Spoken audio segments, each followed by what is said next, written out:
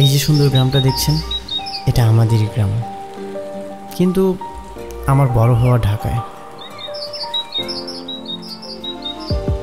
ও, আমি কে? আমি রাতুল। আর এই যে আমার বাবা, মাস্টারমশাই, আমার প্রাণ প্রিয় মা। বাবার ইচ্ছেতেই গ্রামে আসা, আমার বিন্দুমাত্র ইচ্ছা নেই। বাবার ইচ্ছে তার চাকরির শেষ দিনগুলো গ্রামেই কাটাবে। মনে হয় না আমি বেশি দিন এখানে থাকতে পারবো।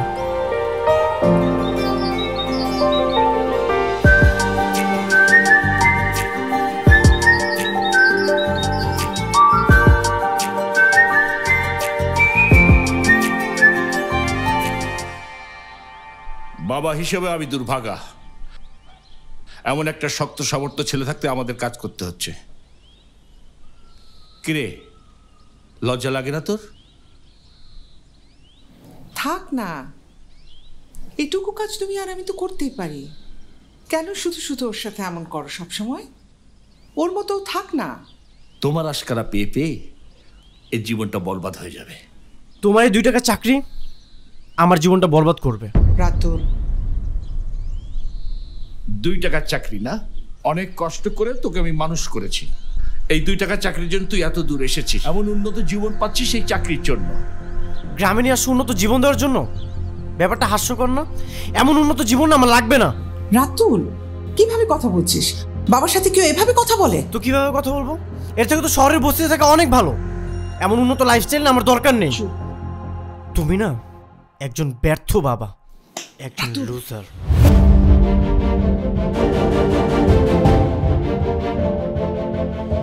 কি? আমি লুজার? তুই যা, তুই এখনই ঢাকায় চলে যা। তোকে এ বাড়িতে থাকতে হবে না, যা। ওকে ফাইন, তোমরা থাকো তোমাদের গ্রাম নিয়ে, আমি আর একটা মুহূর্তে এই গ্রামে থাকবো। রাতুল, এমন করিস না বাবা। তুমি ওকে থামাচ্ছ না কেন? ওরে থামানোর দরকার নেই, বাস্তব অনেক কঠিন। এই কঠিনের মধ্যে পড়লে ঠিক গন্তব্যে পৌঁছবে। যাও। রাতুল, রাতুল, রাতুল দেখবা সুরসুর করে ঠিক চলে আসবে।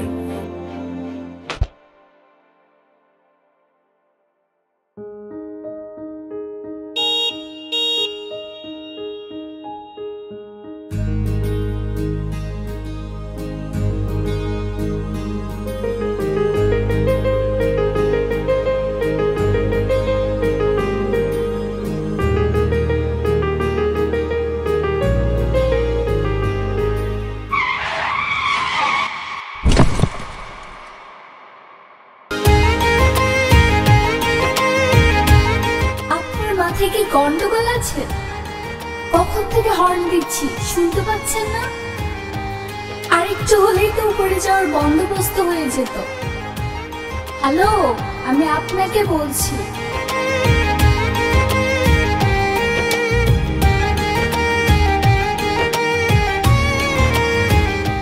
কানে শোনেন না আপনি? ধুর, পাগল নাকি?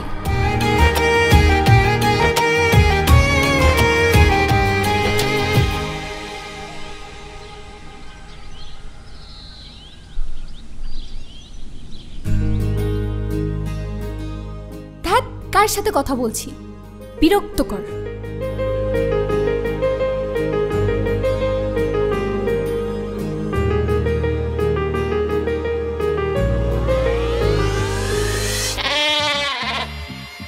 আরে বন্ধু, কি অবস্থা? ব্যথা কি বেশি পাইছো? কিসের বন্ধু? আর কে তোমার বন্ধু? আরে বন্ধু, তুমি তো শহরে কি একবারে ভুইলা গেলে আমারে? হ্যাঁ, আমারই ছিল নাই। আমি তোমার ছোট্টবেলার বন্ধু নূর। ছোটবেলায় একলা কত গুটি খাইছি, গুটি খেলছি। তোমার বোন নাই, ছোটবেলায় গুটি খেলতে গিয়ে ধরা গেছে। আর তোমার আব্বা, আরে কি মার!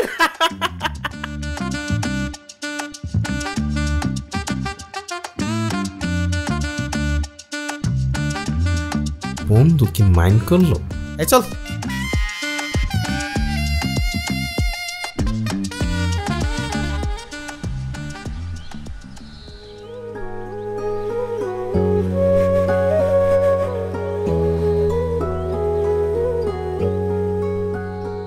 কি রে,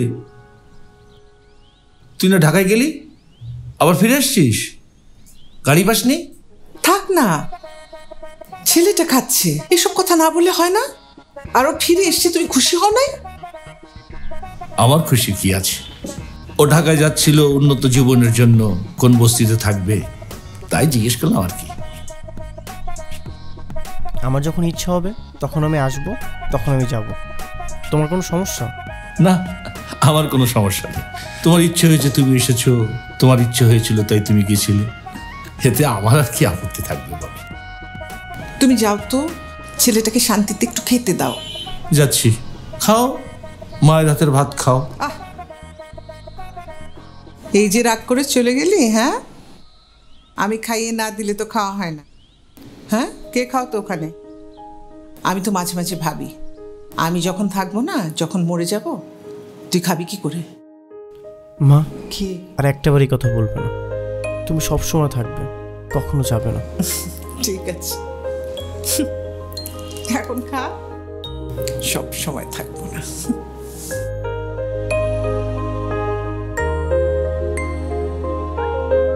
মেয়েটা অনেক মায়াবতী, তার সাথে কি আমার দেখা হবে?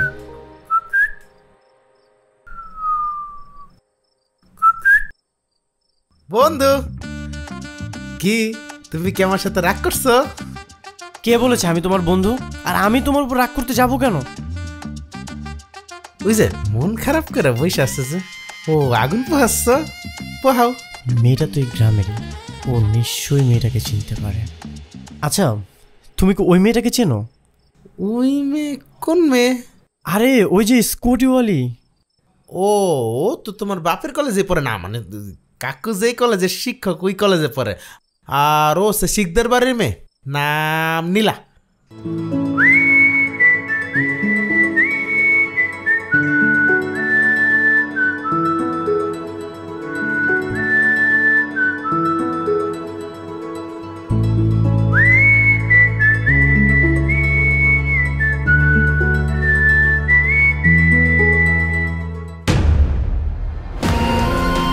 Sorry sorry. ভাইয়া লাগে নতুন মাস্টারের বলা, হয়তো বা আপনারা দেখে নাই। চলেন যাই ভাই।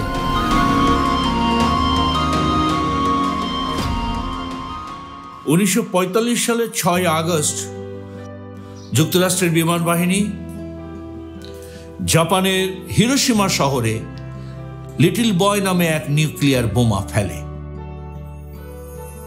এটা পৃথিবীর একটি নিকৃষ্টতম ঘটনা। এই দিবস এতই ন্যক্কারজনক যে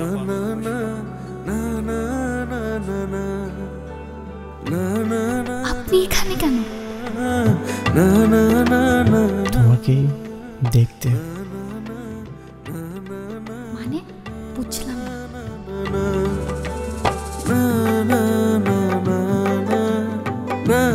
এই তুই এখানে কেন? এদিকে আয়।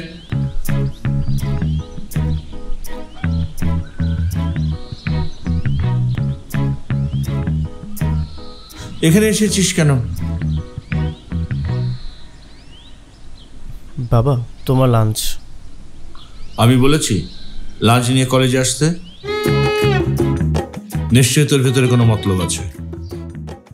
ডিয়ার স্টুডেন্টস, টিচার আমাদেরকে সবসময় কি শেখায়? বা আমার প্রতি দায়িত্বশীল হতে হবে, তাদেরকে সম্মান করতে হবে, এটা তো আমাদের সামাজিক দায়িত্ব, তাই না? কিন্তু আমার বাবা এটা কি বলছে? আমি নাকি মতলববাজ, আমি নাকি এখানে অন্য কোনো মতলবের জন্য এসেছি। এটা কি ঠিক বলো তোমরা? আচ্ছা ঠিক আছে, আমি অনেক খুশি হয়েছি, এবার আপনি যান। বাবা, চলে যাব?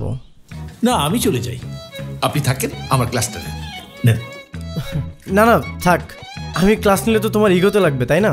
আমি একটা কাজ করি, আমি পিছনে যেয়ে বসি, তুমি ক্লাস নাও, আমি তোমার ক্লাস করানো দেখবো। একদম পিটিয়ে না একেবারে পিঠের ছাল তুলে দেবো। যা এখান থেকে, যা। ঠিক আছে মাস্টার মশাই, তাহলে তুমি ক্লাস নাও, আমি চলে যাচ্ছি। হ্যাঁ যা, আর ওই খাবারটা তুই আমার টিচার্স রুমে দিয়ে যাস। ঠিক আছে, আল্লাহ হাফেজ। বদমাস। আচ্ছা, তারপরে আমরা যেখানে যাচ্ছিলাম, কি যেন বলছিলাম? কি রে বান্দের বলা, তুই কি ক্যাম্পাসের প্রেসিডেন্ট? চশমা খোল। খুল চশমা। তুই জানোস নীলা কার বোন? তারপর এত বড় কলেজা কেমনে হইল? তুই আমার বোনটা চিঠি দিলি? বল আমি কে? এই বল আমি কে? ভাই, ভাই হচ্ছে ছাত্রফ্রন্টের সভাপতি, ছাত্র নেতা। আর আমি তোর বাপ। বাপ ডাক। বান্দের বলা বাপ ডাক। ডাক বাপ, ডাক। ভাই আমার ভুল হয়ে গেছে, মাফ করে দেন, কিন্তু আমি বাপ ডাকতে পারবো না। ভাইয়া থামো। কেন, কি হয়েছে? আমার এইসব মারামারি একদম ভালো লাগে না। আমার খুব ভাল লাগে। তুই ক্লাসে যা, ক্লাসে যা।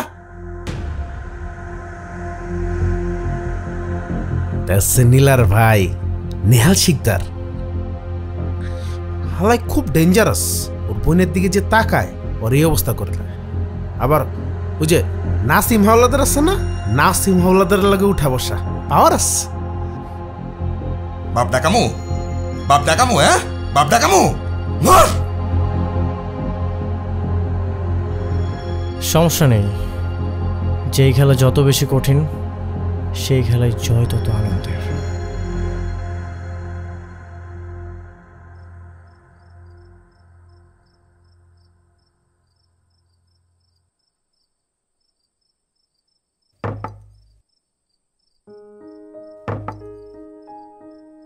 তুমি কি রাতুলকে নিয়ে কিছু ভেবেছ?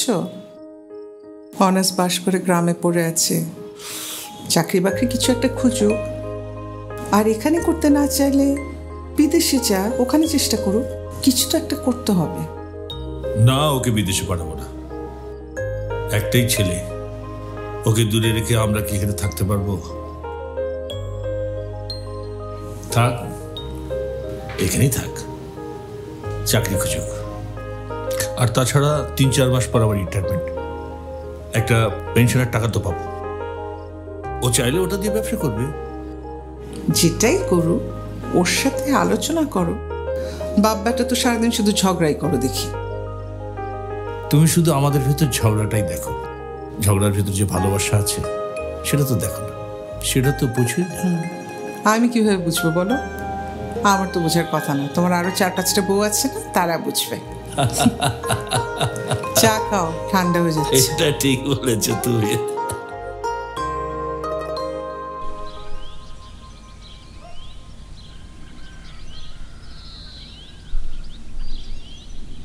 তুই কি শিওর নীলে এই রাস্তা দিয়ে আসবে? হ, এই রাস্তা দিয়ে যায় তো, একটুখানি দাঁড়া, আইবো আইবো। যদি না আসে তোর কিন্তু খবর আছে। ও যে আইতেছে আইতেছে। দোস্ত তুই একটা কাজ কর, তুই গাছের পিছনে যা, লুকিয়ে পড়, যা।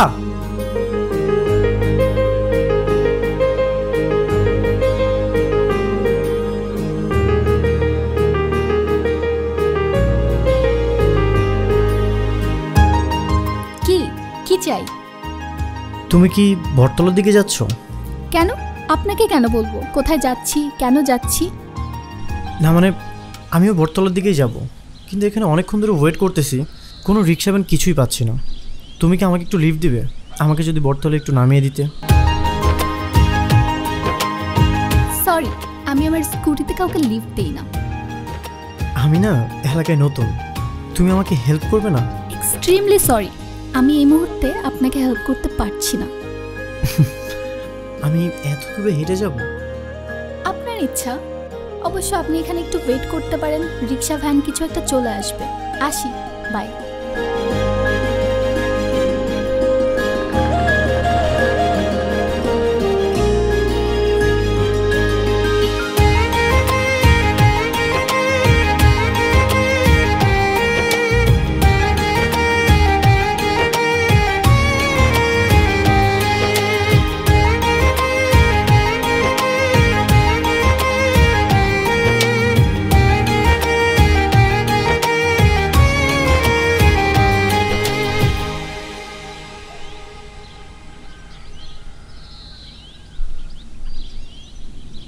দেখলে তো বিপদগ্রস্ত মানুষের হেল্প না করলে কিভাবে নিজের উপরে বিপদটা চলে আসে। আচ্ছা তাই আপনি মনে হয় বিপদগ্রস্ত ছিলেন? হ্যাঁ,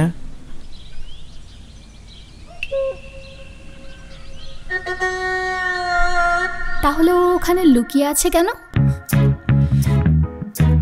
না মানে আমরা দুজন একসাথেই ছিলাম, তুমি তো দুজনকে লিফট দিতে পারবে না, আর ওর যে সাইজ তাই ভাবলাম ওকে একটু লুকিয়ে রাখি, আমি তোমার থেকে লিফট নেই।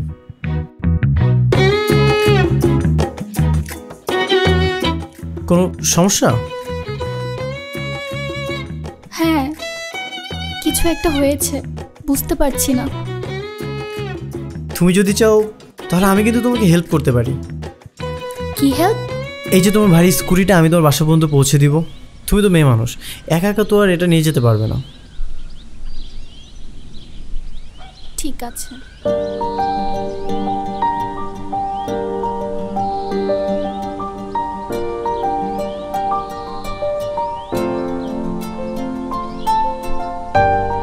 স্কুটিটা তো অনেক ভারী, আমি যদি না থাকতাম তোমার যে কি হতো। এই যে আমি তোমাকে হেল্প করছি, তুমি কি আমার উপর কৃতজ্ঞ? হ্যাঁ, কৃতজ্ঞ। কৃতজ্ঞ বলিনি, কৃতজ্ঞ বলেছি। কৃতজ্ঞ হলো উপকার স্বীকার করা, আর কৃতজ্ঞ হলো উপকারীর উপকার করা। আচ্ছা তাই, তো কি উপকার করতে পারি আমি আপনার? তেমন কিছু না, এই রোজ আমাকে একটু সময় দিলেই হবে। মানে? মানে আমি একটা উপন্যাস লিখছি, নাম হলো মনের ঘরে, গ্রামের এক লাজুক মেয়েকে কেন্দ্র করে। এই জন্য এই গ্রামের বিভিন্ন লোকেশন দেখতে একজনকে দরকার, যে আমাকে এই গ্রামের প্রকৃতি আর লোকেশন সম্পর্কে পারফেক্ট একটা ধারণা দিতে পারবে। তো আমাকে কি দরকার? আছেই তো আপনার ফ্রেন্ড। আরে ও তো মোটু, সারাদিন ছাগল চড়ায়, ও পারবে না, ওর সকল ধারণা এসব ছাগল নিয়ে। তুমি না পারফেক্ট মানুষ, তুমি সুন্দর, এডুকেটেড, ক্রিয়েটিভ মাইন্ড, তুমি আমাকে সকল ধারণা দিতে পারবে। বাপরে, এক দেখাতে এত কমপ্লিমেন্ট! আমি চোখের ভাষা পড়তে জানি। আচ্ছা হয়েছে, থাক, আমার বাসার সামনে, আমি একা যেতে পারবো। অনেক ধন্যবাদ। তো তুমি কি হবে আমার মনের ঘরে? মানে? উপন্যাসের সহকারী। আচ্ছা, ভেবে দেখবো। ভেবে দেখলে কিন্তু হবে না। এই যে আমি এত কষ্ট করে তোমাকে এখান পর্যন্ত পৌঁছে দিলাম, তুমি না আসলে কিন্তু আমি কষ্ট পাবো। পেতে থাকেন। আমি তোমার জন্য বটতলে ওয়েট করব। করতে থাকেন। না আসলে কিন্তু কষ্ট পাবো। পেতে থাকেন। দেখবো আমার বন্ধু আমাকে আনন্দ দেয় নাকি কষ্ট দেয়। অপেক্ষায় থাকবো।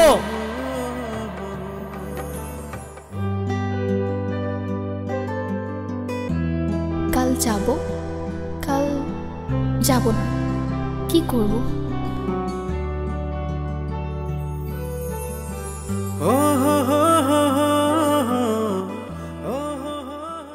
নীলা, কি করছিস?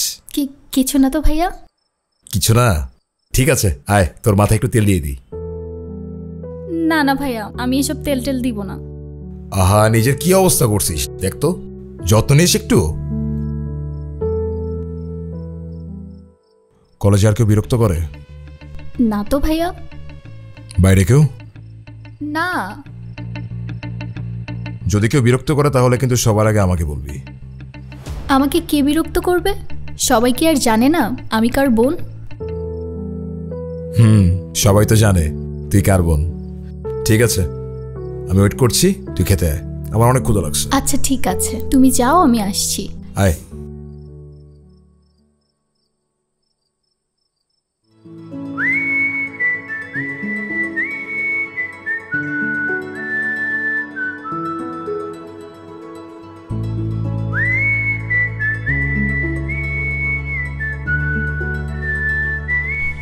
কিরে, কি মনে হয় আসবে?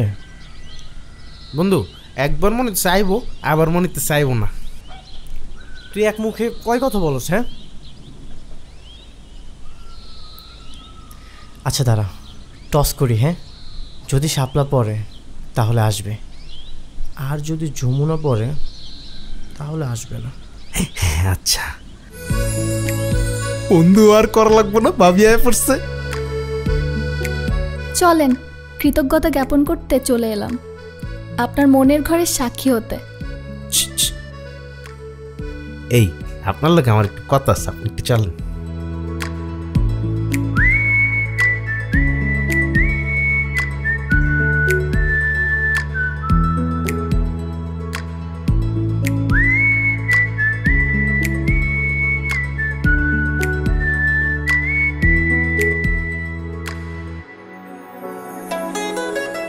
কি হলো, দাঁড়িয়ে গেলেন যে? জায়গাটা তো সুন্দর। হ্যাঁ, আমাদের গ্রাম অনেক সুন্দর। জানো আমার উপন্যাসের মূল চরিত্র কাকে নিয়ে? কাকে? উপন্যাসের মূল চরিত্র একটা মেয়েকে নিয়ে, যার নাম নীলা। মানে আপনি কি আমার সাথে ফাইজলামি করছেন? কেন? আমার নামই তো নীলা। ও, ওর নাম নীলাঞ্জনা। হুম, একটা হলুদ সরিষা খেতে ও দৌড়ে বেড়াবে।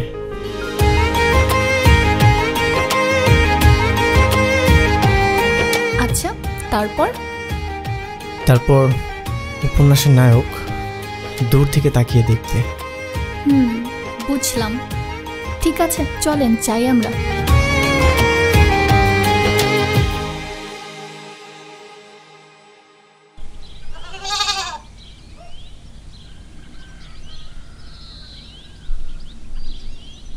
বলেন কি দেখাবেন? এই যে আমার ছাগল, ওর নাম শিউলি।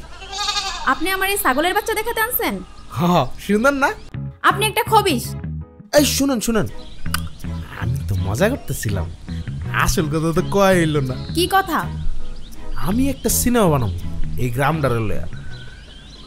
এনে মনে করেন একটা নায়ক থাকবো আর একটা নায়িকা থাকবো। নায়িকা খালি ছাগল চড়ায় আর নায়িকা কলেজে যায়। ওয়েট ওয়েট, আপনি সিনেমা বানাবেন?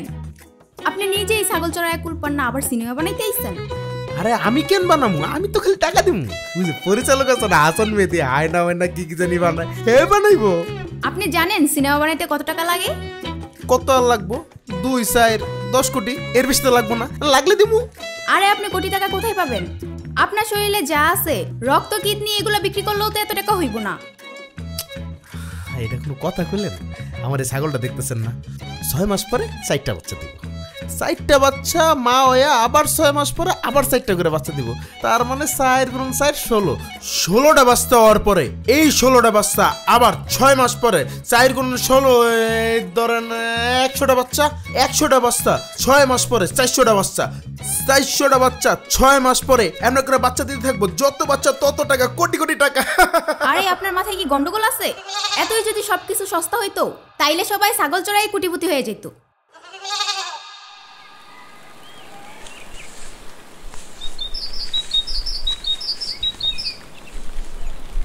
আচ্ছা, আশেপাশে কোথাও নদী আছে?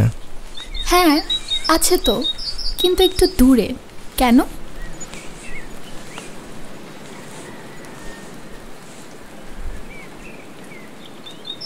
মনে করো আমার উপন্যাসে নীলাঞ্জনা নৌকা চালায়, নৌকার বইটা পড়ে স্রোতে হারিয়ে গেছে। ঠিক তখনই একটা ছেলে তাকে হেল্প করার জন্য আসে। নীলাঞ্জনাকে দেখে প্রেমে পড়ে যায়, ভালোবেসে ফেলে।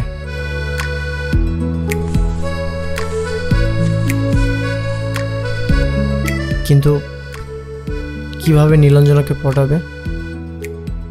পটানোর তো দরকার নেই, মন থেকে চাইলে এমনি হয়ে যায়।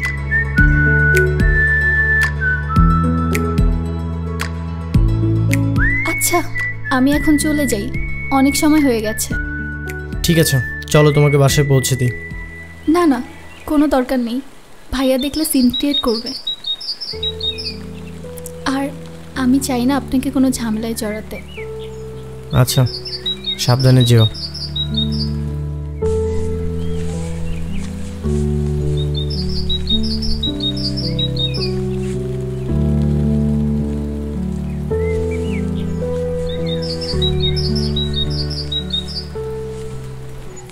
দেখি তো, বাহ, মেয়েটা তো ভারী মিষ্টি দেখতে।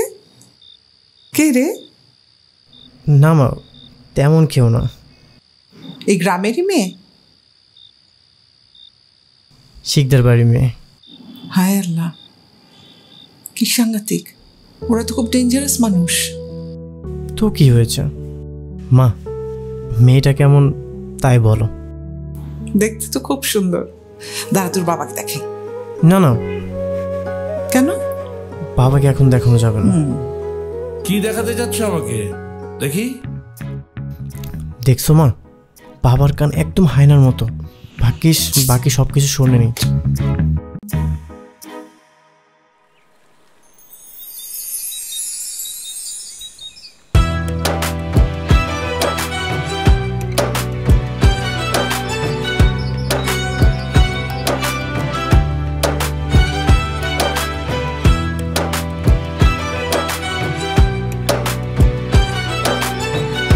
অবাক লাগছে? আমার বিশ্বাস ছিল তুমি আসবে, আচ্ছা তাই? কিন্তু এটা আমি ভাবতে পারিনি তুমি যে লাল শাড়ি পরে আসবে। শাড়ি পরতে আমার ভালোই লাগে, আর ভাবলাম আপনার উপন্যাসটা একটু সুন্দর হোক। কেমন লাগছে আমায়? অপূর্ব। মনে হচ্ছে বসন্তের শেষ বিকেলে এক লাল কৃষ্ণচূড়া ফুল। চোখের কাজল রেখায় নিজেকে এক অন্য রূপে সাজিয়েছো তুমি, ঠিক যেন আমার উপন্যাসের নীলাঞ্জনা।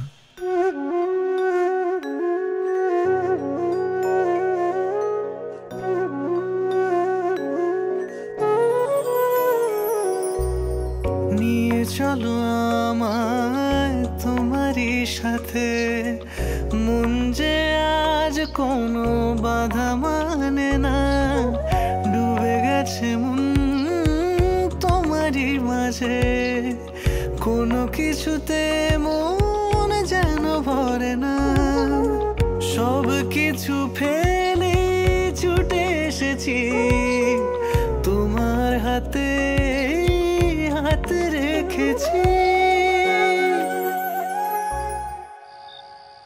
তোরা যেভাবে রোজ দেখা সাক্ষাৎ করছিস, তোর ভাইয়া জানলে কিন্তু খবর আছে। কেন? আমরা কি প্রেম করছি নাকি? একটু তো দেখাই করেছি, আর ও তো আমাকে ডিস্টার্বও করে না।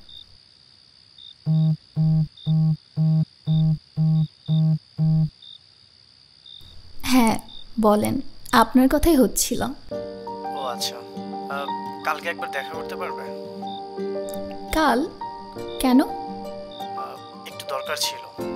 আর হ্যাঁ, নীল শাড়িতে। নীল শাড়ি? প্লিজ। আচ্ছা দেখি। কি রে, তোকে নাকি ডিস্টার্ব করে না? তাহলে মোবাইলে ডিস্টার্ব লিখে সেভ করা কেন? আচ্ছা চেঞ্জ করে দিই, ভালো মানুষ দিব। উফ,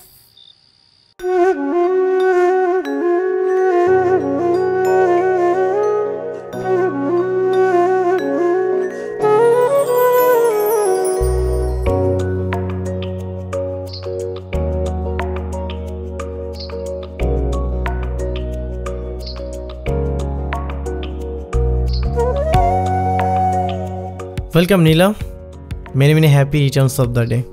থ্যাংক ইউ। কিন্তু তুমি কিভাবে জানলে? ওই যে তুমি বলেছিলে না, মন থেকে কিছু চাইলে এমনিতেই পাওয়া যায়, ঠিক তেমন এমনিতেই তোমার স্পেশাল ডেটটা পেয়ে গেছি। আবারও থ্যাংক ইউ। জানো, পৃথিবীতে এমন কিছু মানুষ থাকে যাদের সাথে সময় কাটালে মনে হয় সময় থমকে গেছে, যাদের সঙ্গ এক অন্যরকম শান্তি, অন্যরকম আনন্দের। আমি অনেকবার ভেবেছি কেন কিছু মুহূর্ত এত স্পেশাল মনে হয়।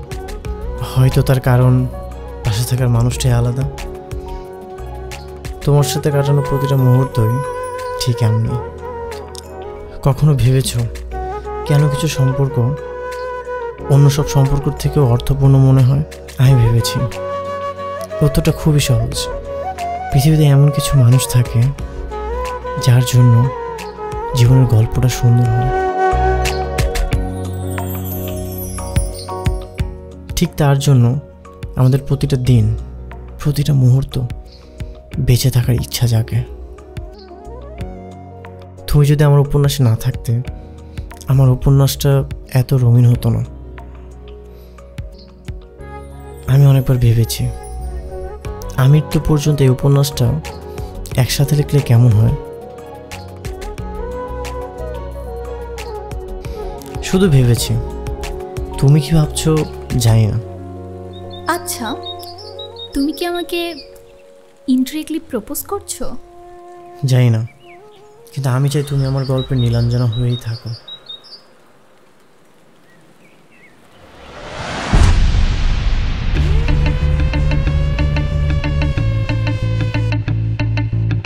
ভাইয়া প্লিজ, ওকে কিছু করো না ভাইয়া প্লিজ। গল্প, উপন্যাস, নীলাঞ্জনা, তোরা তো গায়ে রাখতেছে কেন? তুই কি ওকে ভালোবাসিস?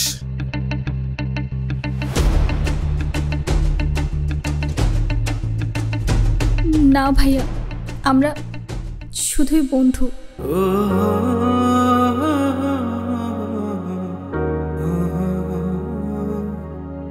শুধুই বন্ধু? পপো, ওরা বাসায় নিয়ে যা, ওরা আমি পরে দেখতেছি। নিয়ে যা বাসায়।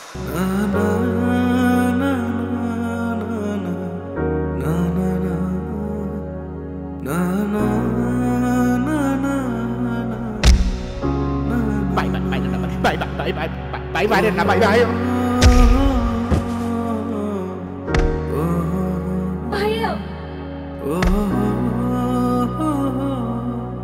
রাতুল,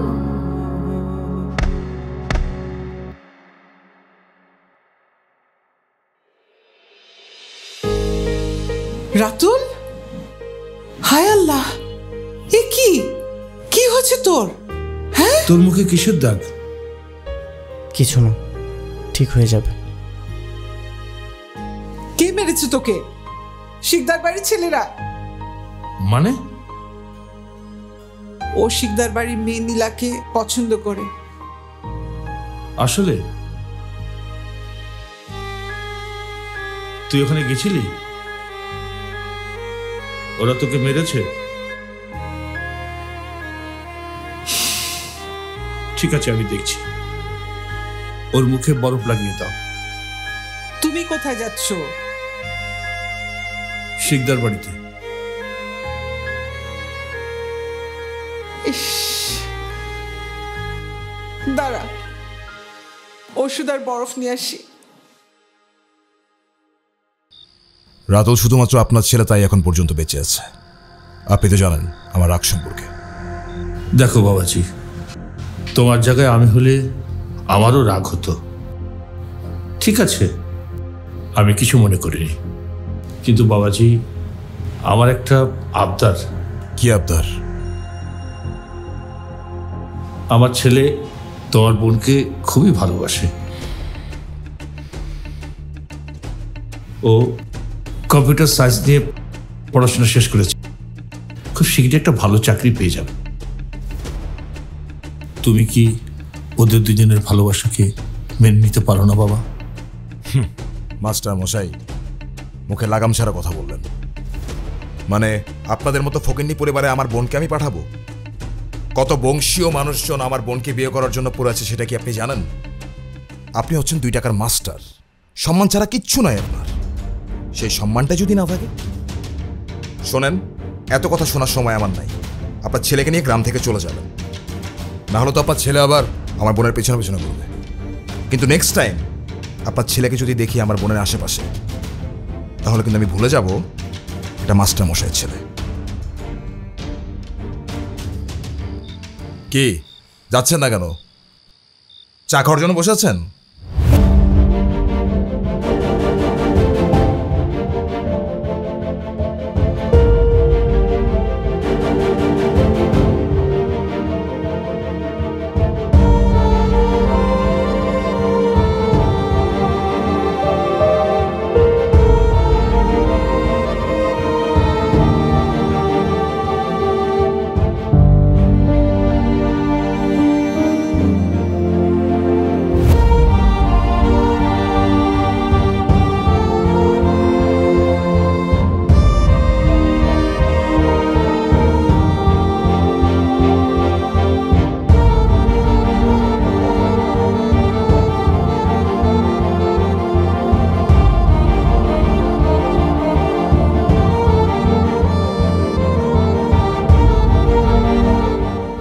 হলো? ওর ভাই তোমাকে কি বললো?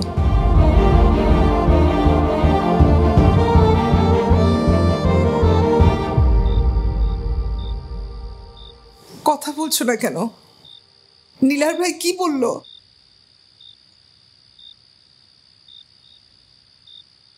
ওরা তোমাকে অপমান করেছে?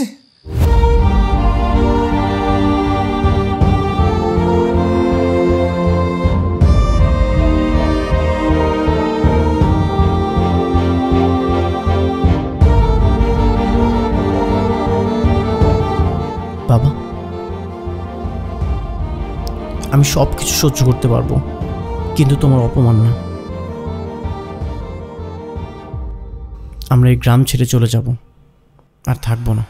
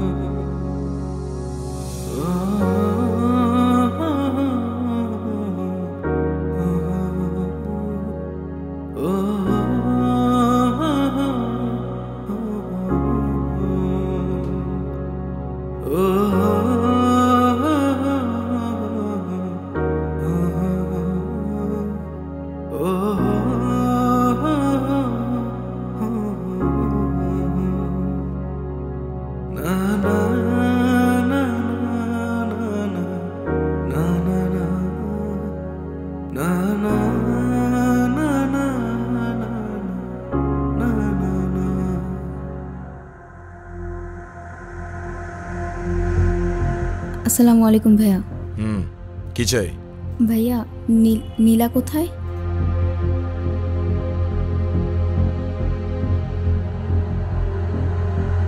আসি ভাইয়া।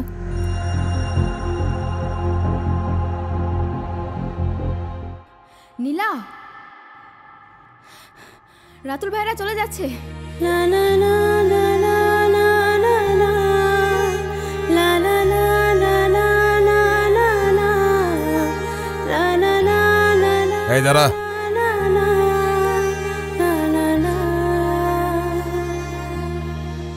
ভাইয়া, আমাকে যেতে দাও প্লিজ। কোথায় যাচ্ছিস? রাতুল চলে যাচ্ছে ভাইয়া। তো কোথাও যেতে পারবি না।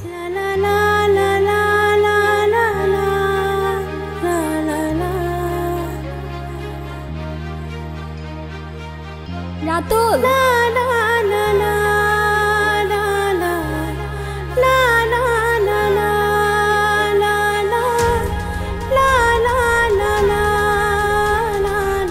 রাতুল, দেখ বাবা,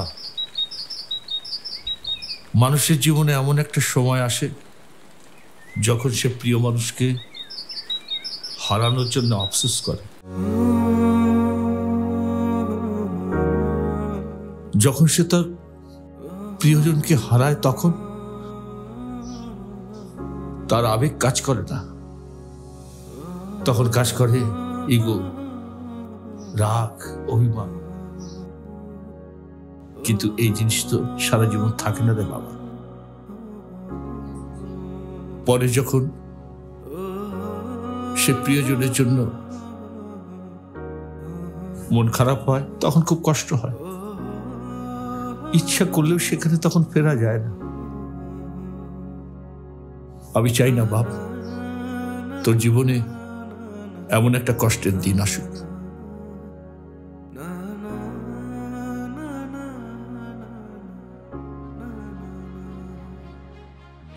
যা বাবা, মেয়েটা দাঁড়িয়ে আছে।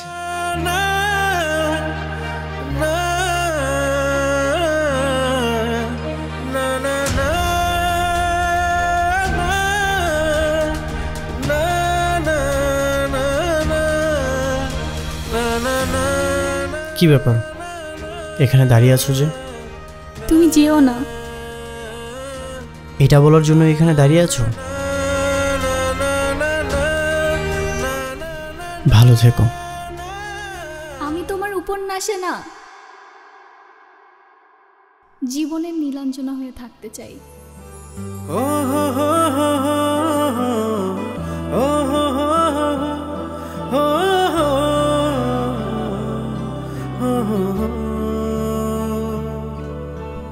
আমার ভাই। আমি তো কোনোদিন তোমার কাছে কিচ্ছু চাইনি, আজকে না গেলে আমি আর থাকতে পারবো না ভাইয়া। আমার অনেক কষ্ট হচ্ছে ভাইয়া।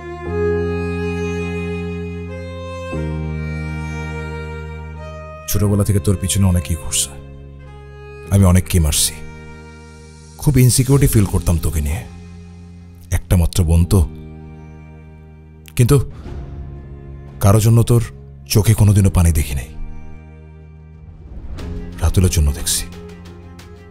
তুই এখন ম্যাচিউর হয়েছিস, নিজের মনের কথা শুনতে চাস, যা নিজের মনের কথা শুন।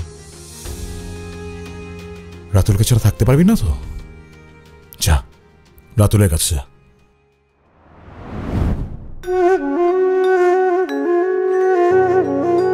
আবার হারিয়ে যাবে না তো?